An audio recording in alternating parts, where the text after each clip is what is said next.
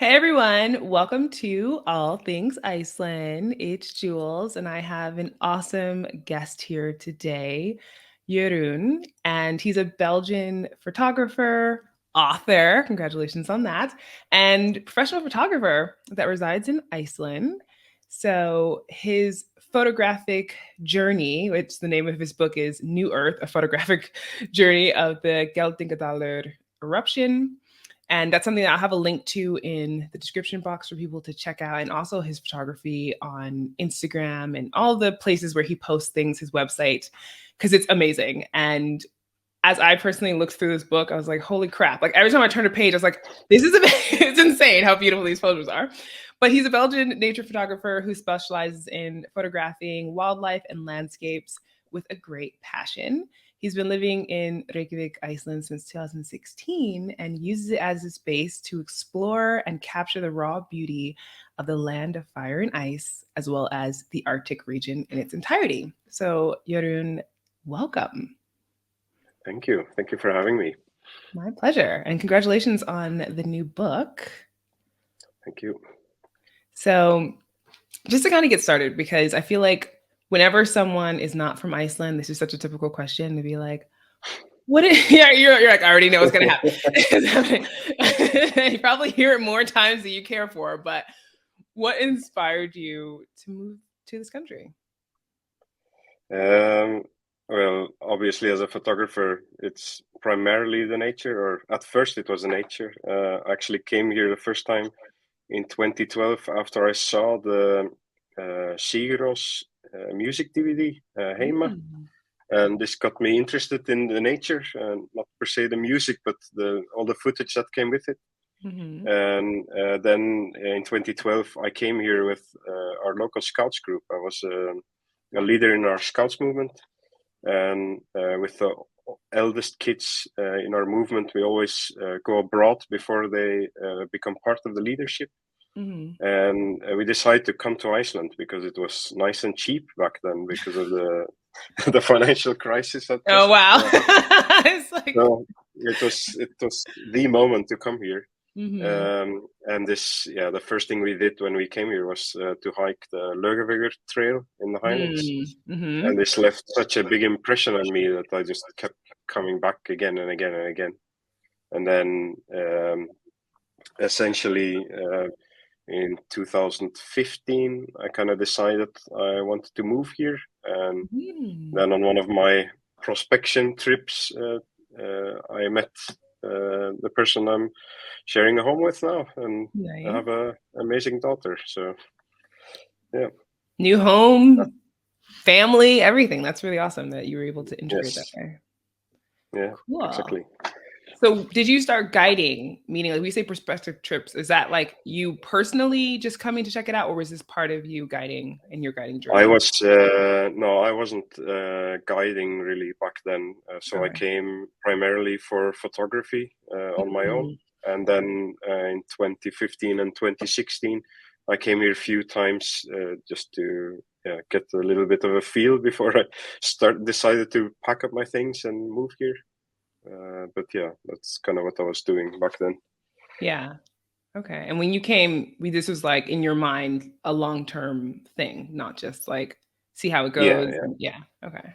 It was so long term, like of a plan in my head that before I moved, I sold everything I owned. So I had people come to my apartment, and it was essentially kind of a store. So they just came and said, "Oh, I wanted this sofa," and then they just bought it and took it home with them, which meant that I didn't have to find storage and whatever. Yeah, exactly. It's like Yeah, a garage sale, but apartment sale, I guess, if you yeah, compare. yeah, kind of. Yeah. Yeah. Okay. Well, that's definitely long-term thinking to get rid of everything you own. So good for Yeah. you. And how long have you been been a photographer, or at least photographing nature? I kind of started at the same time that I came to Iceland the first time, so in 2012. But before that, when I was a kid, I used to go on these long trips with my parents, and we Mm. explored a lot of Northern Europe, South Africa, Canada. Mm. And on these trips, I took a lot of photos. And at one point, I found this really old Canon SLR, like, you know, made out of full metal, very heavy thing, Made all for manual. anything. Yes, it was built like a tank, and I used it to take all the photos on those trips. And this kind of got me interested into photography, but then for whatever reason, I never really did anything with it until 2012 when I went to Iceland, and then things kind of progressed from there. Yeah, absolutely. It's always interesting to me to hear about people's journey, because it's like you're literally just experimenting, and then it turns, you realize that you're passionate about it, and it becomes part of your life, which is awesome. Yeah, and a very expensive hobby. Yeah, exactly. But if you love it, it's worth it, right? Yeah, definitely. Okay. And is it right that you visited the volcano or the eruption 44 times? Yes, correct. Yeah, I have that written down here. I was like, wow, it's intense. So obviously that's quite a lot of times. And like I mentioned, you have this book, New Earth, that, I mean, I have it right here with me. And just even the cover is just like, it's really beautiful. And in the book, you are taking us on a journey. So it's not just beautiful photographs, but there's emotions. There's actually like little cliffhangers that make you want to turn the page to find out what happened. So good job on like weaving the story of how you felt into the experience of being a photographer and going there, first of all, that many times. I mean, I've yet to hear of anyone who's gone that many times. Maybe there is someone else who also has a record similar to yours, but that's incredible, first of all, to know that you hiked. Did you hike every time that you went? I only went one time on a helicopter, and all of the other times I hiked. Yeah. 43 times. You must have some extra strong calf muscles and legs and stuff like that now after going so many times. I'm gonna tell you that after a year and a half of COVID, I was not in shape at all. So this eruption helped me a lot with that. That's hilarious. It's like it changed you in many ways, obviously. Yes, definitely. Okay. Yeah.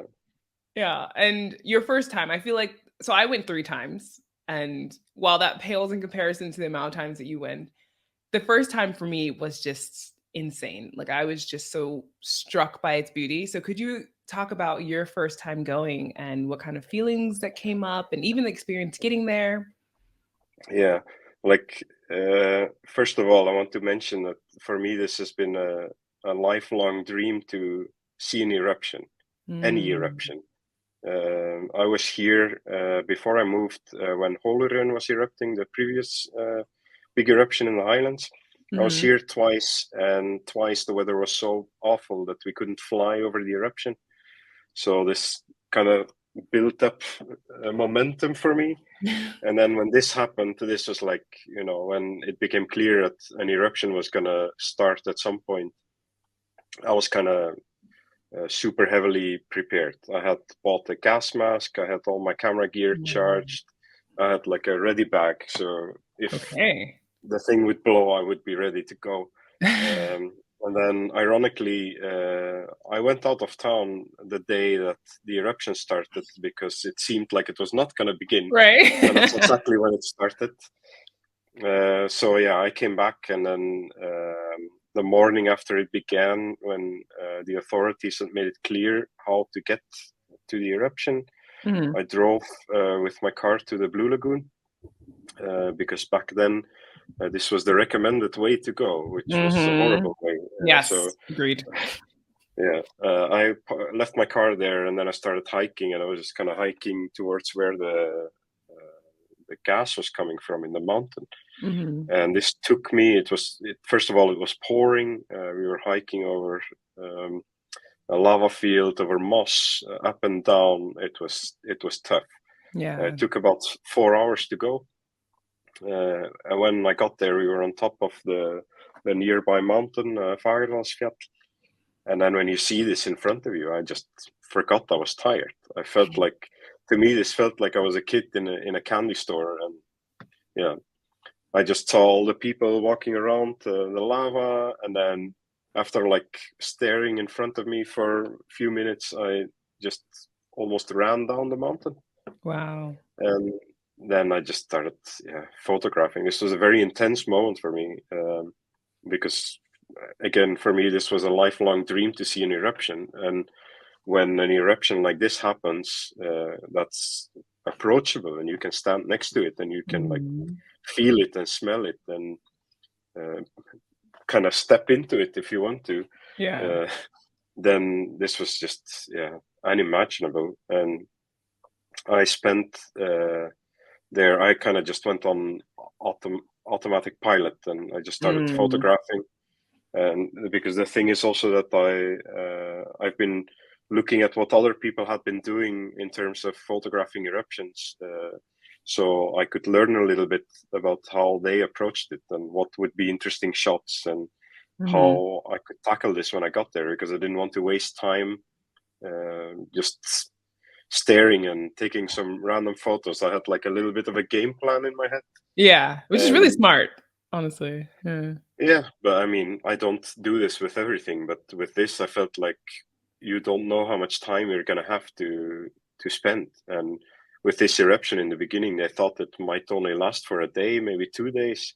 So I wanted to get the most out of it that I could possibly get out of it. And yeah, this was amazing. And also seeing other people's faces, because you're walking around there and you see everybody else who is in awe of this thing unfolding in front of them. And just, like I saw only smiling faces, and some people, like, I don't know, it's like the kid inside them woke up, running around and like feeling everywhere. Wanting to get as close as possible, but also being Yes, like, also, okay, maybe I should be careful. But yeah, I agree. yeah. Like this was was incredible day to be there. Yeah. That's awesome. I also went the route the first time I went, parking at or near the Blue Lagoon. And at the end, I was like, this was ridiculous. It was hard in terms of just the amount of walking you have to do. And then when you want to get back to your car and you realize that other people have taken shorter routes or parked closer, and you're just like, great. Or potentially need to ride sometimes.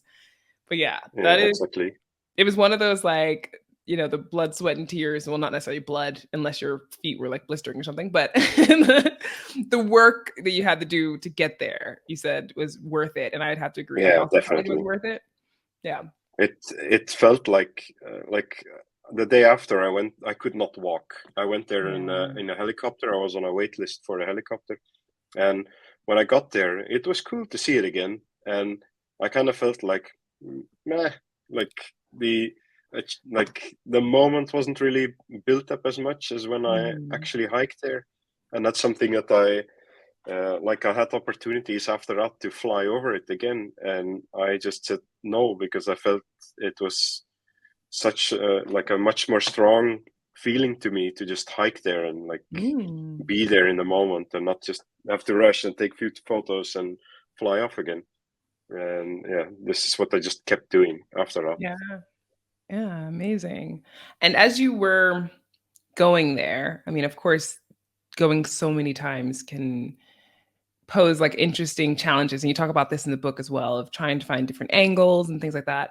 What are some of your favorite moments or vantage points of the eruption that you captured?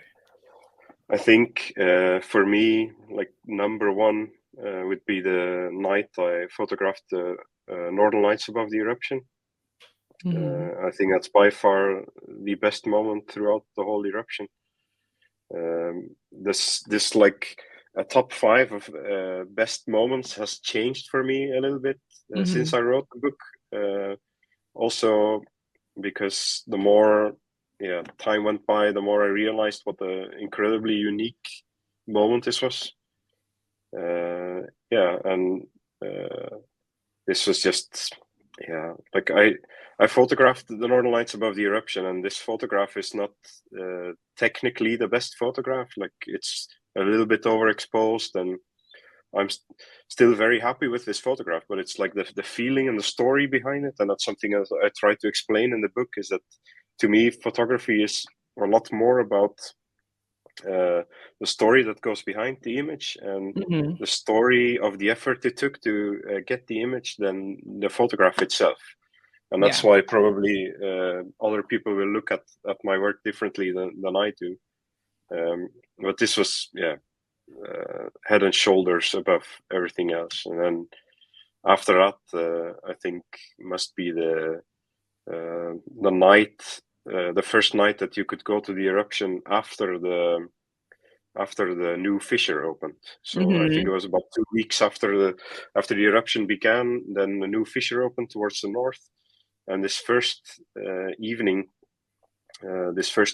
we went there, and after being there for half an hour, we had to kind of evacuate because all the gas started coming our way. And I was kind of bothered at the fact that we weren't allowed to be there for the 48 hours before that, and I kind of wanted to get the most out of the evening. So we decided to walk to the south and then approach it from the other side, which was, I think that evening we walked around 22, 23 kilometers or something, just to circumvent the lava field back then. And when we got to this new crater in the north, the lava was flowing towards the east. And we were like, I put my backpack down and we were getting our gear out to take some photographs. And at the same time, the flow that's exiting the crater shifts towards the west and starts coming exactly at us. And this was just, I have no words for this. Like something in my head also kind of just clicked, and I went on autopilot, took my stuff, put it on my back, and then we started photographing the lava coming at us. Wow. And this was moving at maybe like 1 meter every 3 to 4 seconds, roughly. So you could easily it was moving very fast, but you could easily step away from it. You could also easily trip and like be in some danger if you were too close. Yeah, I mean, you still have to be very mindful of your surroundings. And I wasn't, like, it's also kind of impossible to get too close, because too close means that it's already way too hot. So you always have some distance. But this was, it was unbelievable to see this happen. And when we had to walk back, this was still, we were on the north side of the lava field. I think it was around 7 kilometers of hiking to do. Wow. After you'd already done 22 or something. Yeah. And then after we met some other photographers who were there. We were maybe like 10, 15 people, including 2 people from the search and rescue. And we were hiking back, and everybody was just, like, to me, this felt like the first day again. It was like this new sensation. And I will never forget this ever. This was such a powerful moment, and the fact that you could stand next to something that's so violent and destructive was just, I don't think I will ever. And yet it's creating the earth, right? That's the same thing. It's like creation being so destructive is kind of a fascinating conundrum. Exactly. Yeah. It's to me, it's probably the most powerful force on the planet, or in the planet even. And to get to be part of that is unique. And I'm not even sure if I will ever experience something like this ever again in my life. Like, most of the time, these things are so big that you cannot stand next to them. It's just not possible. And I feel like many people are maybe even today not even realizing that what they have been able to see and what they have been able to do was really a once in a lifetime event. And that's what made me write this book. Also, I wanted to convey this feeling that I had about it. Yeah, absolutely. I think for me, for instance, I did not feel that immediately like a once in a lifetime event, because you hear about eruptions happening in Iceland, and I was just mostly just excited about going. And then it was after, when I was like thinking about probably the second time I went, I was like, oh, and really seeing things change and realizing that, first of all, the eruption is not going to continue on the way that it started, and its evolution is actually what makes it so fascinating. And how you show that in the book is really cool, in terms of different photos, and not only photos of just the eruption, but even like the valley. Like I mentioned, one of my favorite photos is the black lava contrasted with the white snow having filled up this valley. And it's just so stark and beautiful, but that is the new earth that's being created. And I agree about being a once in a lifetime. And I look back at that and I'm like, wow, how is this? Because proximity, first of all, like you mentioned this, proximity to Yeah, the yeah, volcano, the ability to hike to it, the fact that it was the kind of like perfect situation in terms of type of volcano that happened, right? It's a yeah, lot. yeah, exactly. So yeah, we're very, very fortunate people. And for yourself, who, really carved out a lot of time to Yeah, document it, is also super unique. And to have that opportunity to just go back as many times as your body will allow you and your equipment to last to capture as many photos as possible. yeah. I've been very fortunate also that because I have a 1.5-year-old daughter that my girlfriend has been willing to uh, be alone with her so I could do Yeah. this. Like I'm very grateful for that. But also, like I've had this idea to do a book for a very long time, but a different book, a book about Mm. Iceland and my photography about Iceland. I never really did this book because I was always missing the fire bit of the land of fire and ice. So I Mm. never bothered to start on this project. And then when this happened, it kind of, yeah, snowballed into this idea of doing a book. I think after the eruption had been ongoing for 2 months, I had started writing text for it. Mhm. And then it all kind of went, yeah, I had so much inspiration because of this. That it kind of went really, really fast. At the end of summer, I had already finished the book Wow. before. Yeah, Before it the took eruption is me. I ever think. over. Yeah, yeah. I was already at the point where I'm like, yeah, how am I going to end this because the eruption is still going.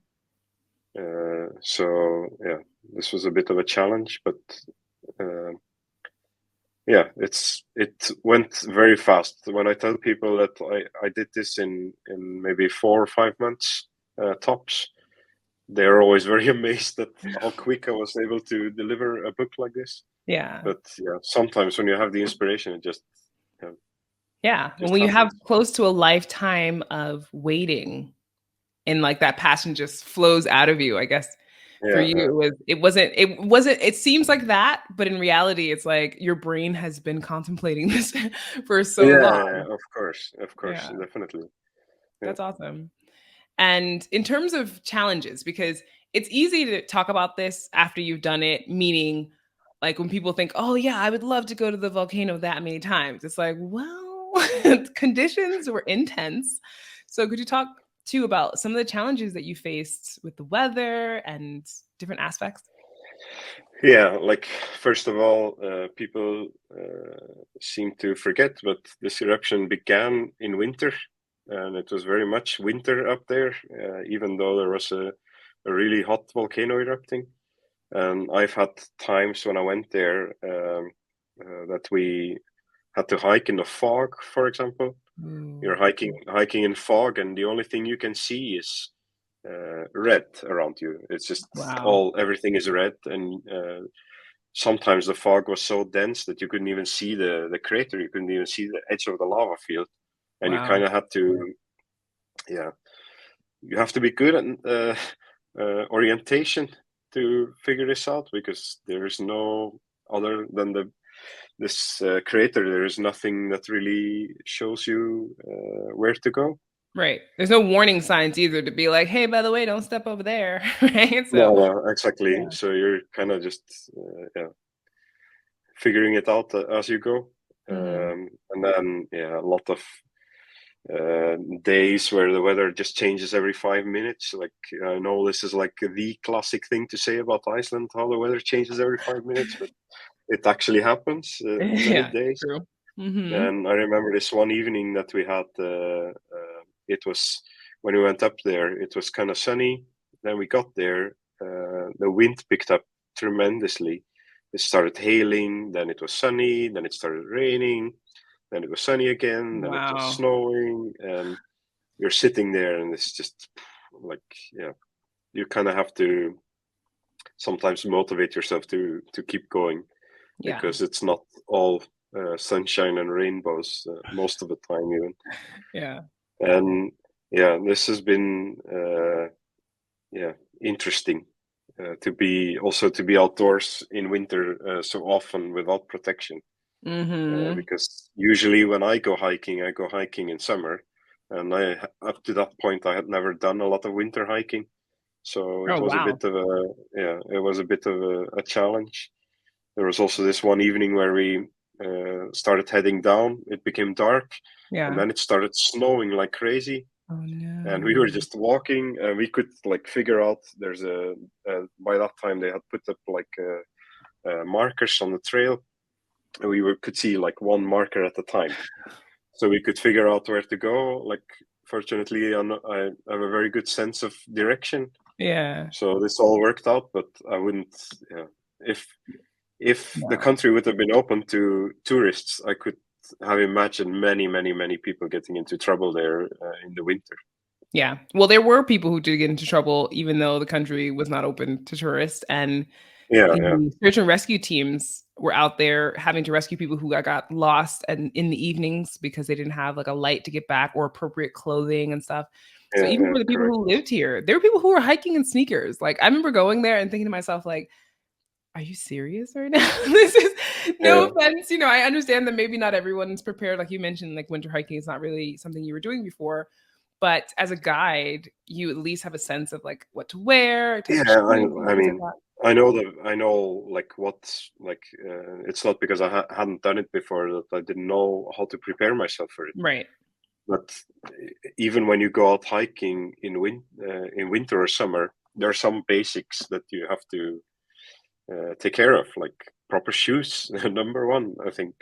And like you said, I've seen many people there in sneakers. I even saw one day saw someone in slippers. Like, you can't Give imagine. me a break already. Yeah, This person must have broken their ankles. Like this is ridiculous. I don't understand. Like, I don't understand how some people do it. And also, I don't understand how some people just run down the mountain. Yeah. Well, I have to be very. Some people are seemingly able to do it. Yes. My husband, for instance, is like this. So I call him a mountain goat, even though he's not the best. Like I'm the one who's faster at hiking up because I love hiking up. That's like the challenge for me is like the burn, Yeah, but when it comes to going down, I often am really taking my time and being a little bit slower because rocks are moving and stuff. And he's just like, "Do-do-do-do-do-do-do." And I'm just like, what is this? But he said as a child, that's something that he used to do. So his feeling of it is excitement. It's almost yeah, like I'm not gonna fall. It's you're kind of like challenging yourself. Whereas I'm like, I'm definitely not willing to take that risk. Whereas some people's risk yeah, tolerance is way higher. So yeah, there's yeah, just interesting people out there in the world. We're all different, yeah. and that can be good and also That's sometimes great. dangerous looking. Yes, exactly. So for people who, in terms of clothing for winter hiking in general, like what do you recommend clothing wise then if they were going to go on a hike that potentially to a volcano, let's say? Here in Iceland, I would really recommend layers. I think it's like the biggest thing that I've seen with people I've been guiding is that they usually overdress because they're afraid they're gonna be cold, Mhm. and they forget that when they're moving, they warm up, and it's really good to just dress light. And by the time you stop and you are at the eruption, for example, you just dress up again. Mhm. I think that's probably the biggest tip that I can give, Yeah. because also the more you sweat, the colder you will get when you're just sitting around. Yeah, Yes. Yeah, exactly. Especially if you don't have layers that breathe or like are giving you the like evaporating the sweat that you're yeah, emitting. So, yeah, definitely. And you mentioned before about your girlfriend and the baby, but how did your family feel about you going so many times? Was it like they were afraid for you? Because there were different times where the gas levels, like you mentioned, you had a gas mask, but like the gas levels might have been unfavorable in terms of the wind, or you hear about the volcano basically spewing like a geyser up in the air, yeah, and you even mentioned that sometimes you were being hit by like lava that had yeah. essentially cooled as it was dropping from the sky. So was there ever any concern about that? I think they've never really been worried because they know that I'm very responsible in that way. Like, I will never do anything that will endanger myself. even though I get very excited about these things, that I will not do anything that's like really dangerous. But I think the first day that was a little bit different because, like for me, this was the first day that I went to any eruption. We didn't really know much about it yet, and to add on top of that, there was no cell phone reception. So Yeah. that's a little bit of a, yeah. But yeah, my girlfriend also knew that she couldn't stop me. Like this was something that I really wanted to do. The passion in your This would, heart could not be contained. yeah, this would have been like my worst nightmare if I would have been had to be at home for whatever reason. And we knew that this moment was going to come. We had talked about it before, and Okay. yeah. So we knew that by the time it became clear that there was probably going to be an eruption, we had already talked about this and said, look, when this happens, then that will mean that I will have to go. And we had like a sort of good understanding about this. So That's great. I think that communication is key always in yeah, relationships, regardless if it's someone your intimate partner or family or whatever. And so it's good that there was already this preemptive idea of this is important to me and I would, appreciate if you support me on this particular, because most people, not to say everybody, but I don't think everyone usually has these kind of conversations. It's just impulse that takes over and then you're just gone, and it's like, well, yeah. it I would have been mean, good to for know. me, this has been building up for such a long time, and also like I'm the guy who I'm probably the most frequent visitor of the Weatherstova website because I'm monitoring what's going on everywhere. Yeah. Because when something happens, I want to know about it. I want to be there, and like every time that there was like a chance that something might start, we kind of had this conversation. Yeah. So at some point, this was gonna happen. Yeah. And he said, like you said, Weatherstova, which is the weather office for people who don't know. But yeah, exactly. I mean, and also safetravel.is, I would guess as well for gas information, stuff like that. Or Yeah, I kind of at that time they weren't really publishing much information about this okay. yet on the first days, and I kind of just used common sense and looked at where the wind was coming from, so I knew where to go and where to go from. But I think, yeah, that's kind of the biggest or the most important thing to me was to use common sense. Like you sort of have a sense of what you should be doing and what you shouldn't be doing. Right. And of course, there are some things that you don't know about, like certain gases that stick around in the valley and they don't rise, for example. And you just pay very well attention to what scientists have to say about this. I think that's the most important thing to do when you live in a country like this is to listen to the people who do know most about it. Yeah, absolutely. The experts. Even though it's like Yes. with the experts, the interesting part about this is that they can't predict how long it was going to be either. And that was kind of fascinating to hear, like, well, actually, it might be years. Who knows? So yeah. I mean, they're very good at that. They always give you like a wide variety of answers to a question. And I can understand why, because on the day that the eruption began, I think at the time the eruption began, there was a geologist who went on the national news and said, there will be no eruption. And at the same time, an eruption was starting What luck. on this location. Yeah.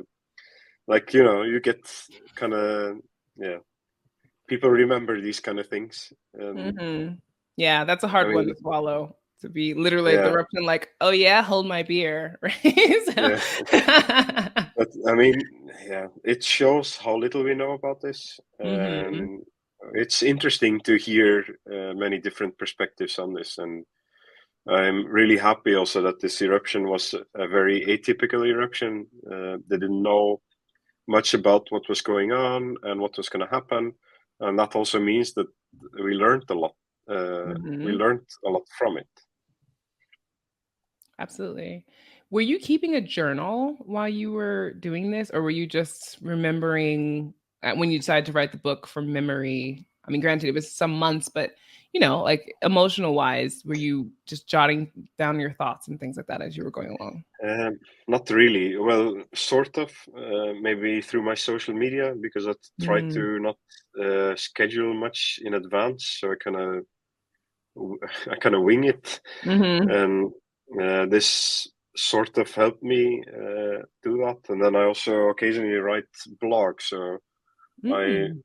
do write down my thoughts in some way, but I don't really keep a journal per se. Okay.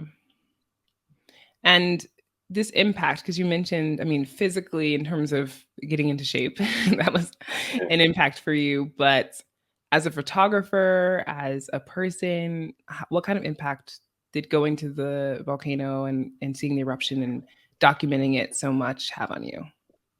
This was really big. It's really curious, but the year before in 2020, when the country was literally empty and there were no tourists here, I kind of struggled with, I call it photography writer's block.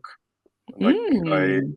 sort of did not have any inspiration, and I didn't really feel like I was doing a good job for myself. Mm. Yeah, it was like in 2020, I did a trip that I've been wanting to do for a very long time, and that was to rent a 4x4 and just explore the Highlands and only the Mhm. Highlands. Yeah, So nice. to drive on roads and um, be away from normal roads as much as possible.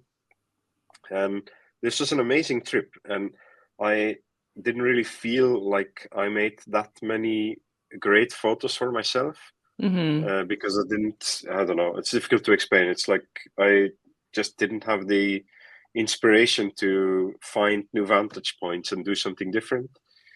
And then when this eruption began, this, yeah, I just completely changed gears, and Okay. also mentally just completely changed gears.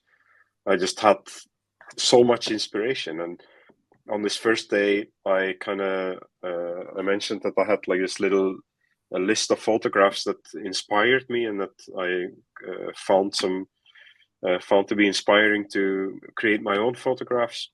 Mhm. And on this first night at the eruption, I kind of finished this list, and then I had to find new things. And I found it a very interesting creative challenge to photograph something that's constantly changing, but also to photograph something that 1,000 people are also photographing and still try Mm. to do something different.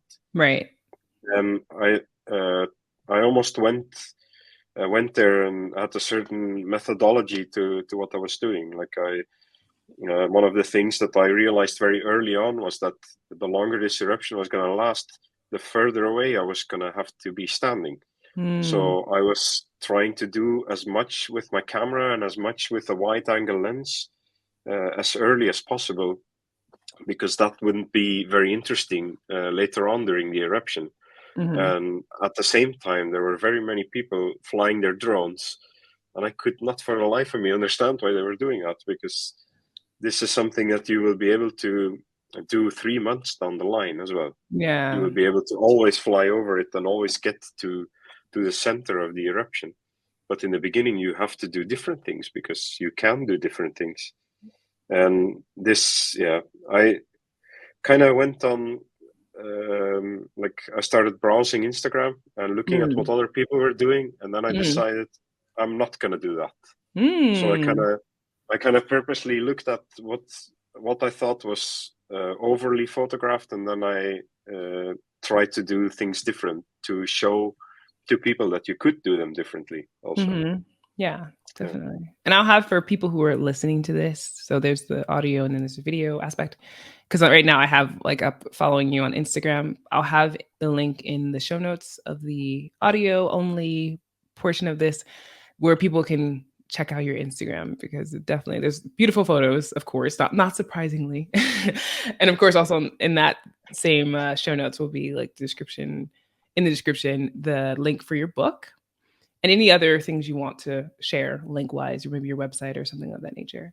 But yeah, I think that's really great advice also to think about what other people are not doing, or like just be unique in your perspective and not feeling like you need to follow what everyone else is doing, because then people, like you mentioned, get a different vantage point, maybe different stories, things of that nature. So I completely agree with that.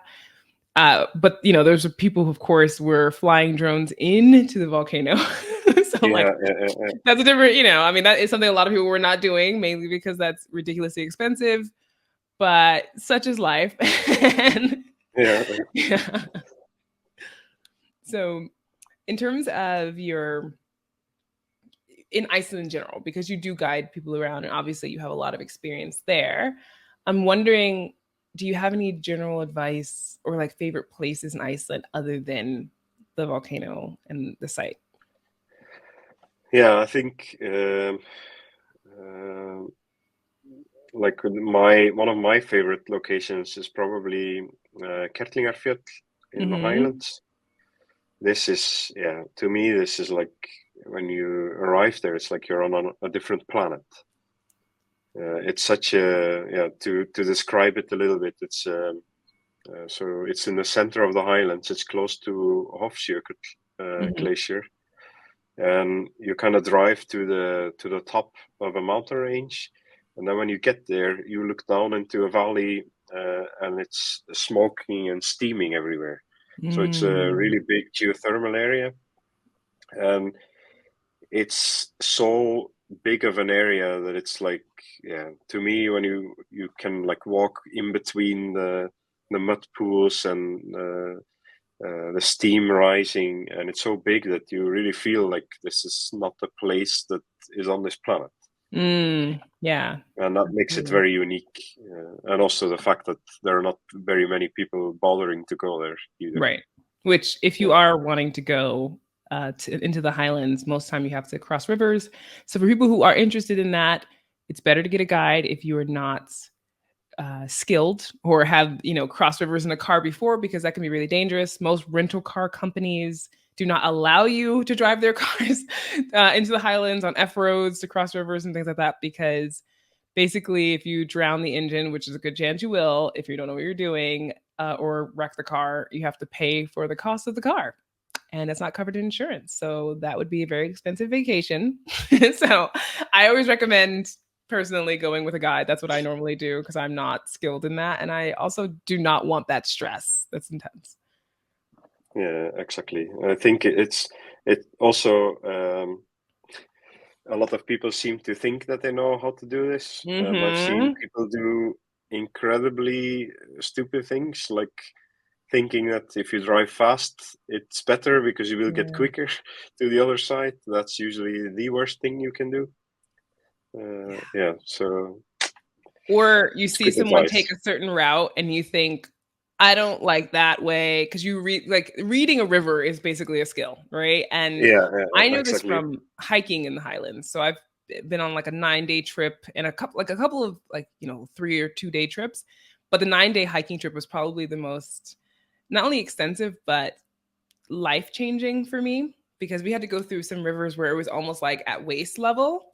Yeah, And yeah, when the guide was reading the river, it was like, oh, this is super interesting. Because what you might like think when you see the river as being a shallow point, it's like, actually, no, over there is better. And it's like, how do you even know this? You know? And yeah, you start to pick up on these exactly. patterns that maybe just from guessing could really get you into trouble, or could like see you fall, or being, you know, rushed down the river with the water and stuff like that. So it's fascinating. Yeah, and exactly where you are is also very important to Mm. know, because you don't want to be taking risks when you know that the place they have to send help from is maybe hours away. Yeah, Uh, People tend to exactly. forget that sometimes because everything is so. Uh, I think Iceland in general is an easy country to travel, and that tends to cause people to think that everything is very nearby also, or Hmm. people can get there very fast, which is usually not the case. No. And search and rescue teams are volunteer organizations. So, you know, these people are Yeah, not just sitting there twiddling their thumbs.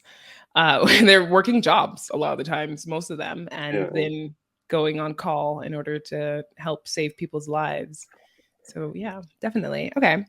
And we're coming up on the anniversary of the eruption, just kind of getting back to that. So what are your feelings around that? I mean, it feels like time has flown for me personally, but how do you feel? I mean, time has definitely flown by. And for me, when I look at what I was doing a year ago, my life got changed in so many ways. Not only did I publish a book, but I'm now also, before that, I was working in for a software company. And I kind of just quit my job and I started my own company. I'm now full-time into photography and full-time into guiding. Nice. The attention that I got with my work has been a really welcome boost to finally be able to do this and to live my dream, so to speak, because this is something that I've been wanting to do for the longest time, to start my own company and live off that.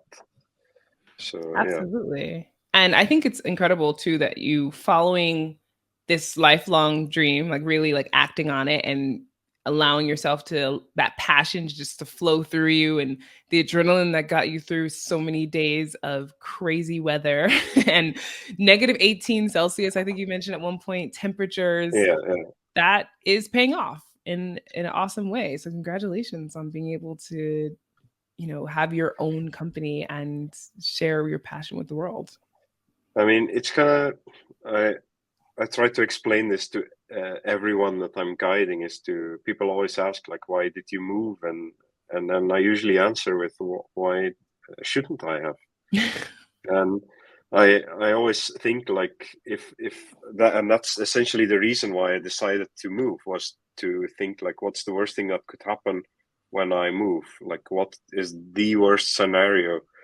And then I always think of, in that case, that I would have had to return to Belgium and continue on with what I was doing in Belgium. And then I thought, okay, if that's the worst thing, then I should just do it. And I didn't want to become this 50-year-old man who was thinking of, what could my life have been if I would have moved to Iceland back in my 30s.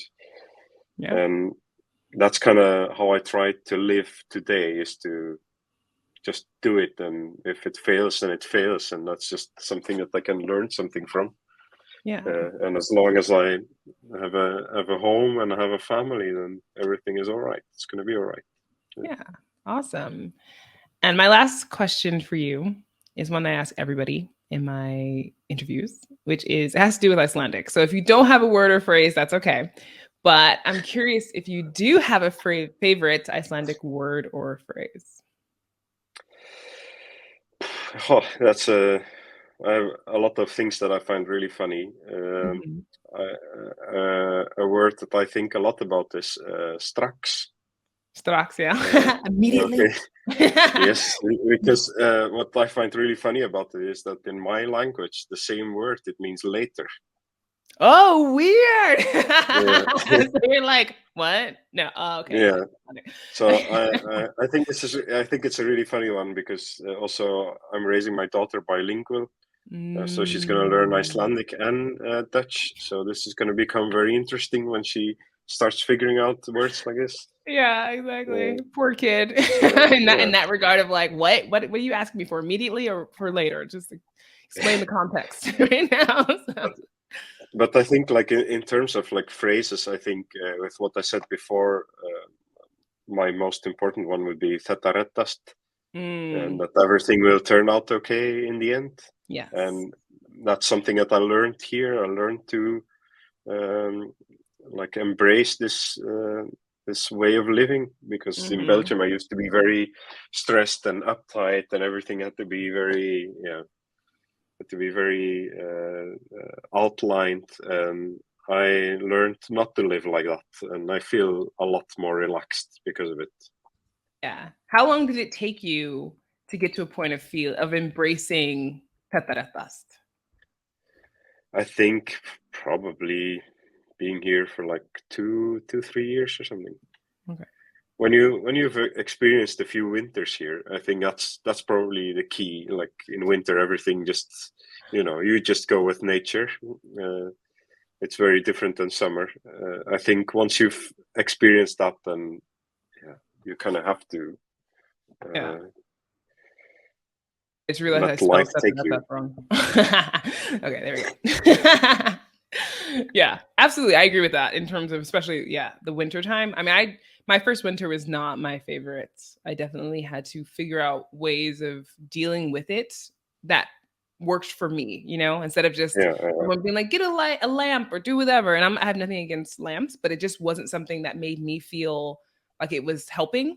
Like I needed kind of other things like exercising, going outside, doing all these things that just kept me more active, having big projects. Yeah. All Things Iceland came out of winter and needing like something to put my like efforts into. So absolutely. Great. Well, as I'd mentioned, well, congratulations again on the book. And I've definitely enjoyed it a lot. New Earth. For those, and it's New Earth, the full title is A Photographic Journey of the Geldingadalir Eruption. And of course, you can check that out via the link in the description or show notes, depending on how you're listening or viewing. Do you have any other things you want to say before we wrap up? No, I think I'm good. It's all good. People can just find out more about your journey as they read and look at the book. I mean, granted, there's a lot of photos in here. So for people who are kind of curious, I'll just flip to one randomly. And like this photo is beautiful. And there's so many. And of course, over on your Instagram and places like that, people can check those out. So yeah, thank you so much, Jeroen. I'm like, I feel like I'm going to say this wrong. Jeroen. Jeroen. Okay, sorry. Yes. I'm not used to Belgian names. So, it's a difficult name for everyone not speaking my language, I think. Yeah. But thanks so much again for coming on, and I hope people check out your book and also the other endeavors. I mean, it sounds like you've got your fire aspect to the other book you're working on, so maybe that's something we can expect in the future. Yeah, it's definitely something that is going to come. I know that. I'm just, I'm trying to figure out how I'm going to approach it right now, but it's something that is going to happen. So stay tuned. Yes. Thanks again. And thank you to everybody who listened and watched along.